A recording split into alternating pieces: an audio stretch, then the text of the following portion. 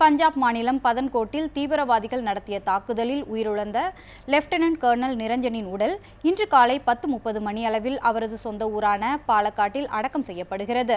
பெங்களூருவில் வசித்து வந்த லெப்டினன்ட் கர்னல் நிரஞ்சன் பஞ்சாபின் பதன்கோட்டில் தீவிரவாதிகளுடன் நடந்த சண்டையில் வீரமரணம் அடைந்தார்.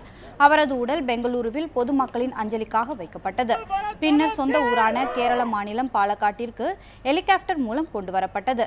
பாலக்காடு விக்டோரியா கல்லூரி மைதானத்தில் நிரஞ்சனின் உடல் மாவட்ட ஆட்சியர் பெற்றுக்கொண்டார். அங்கு பொதுமக்கள் அஞ்சலி செலுத்துவதற்காக அவரது உடல் சிறிது நேரம் வைக்கப்பட்டது. இதனை அடுத்து எலம்புலஞ்சேரியில் உள்ள இல்லத்திற்கு நிரஞ்சன் உடல் கொண்டு செல்லப்பட்டது.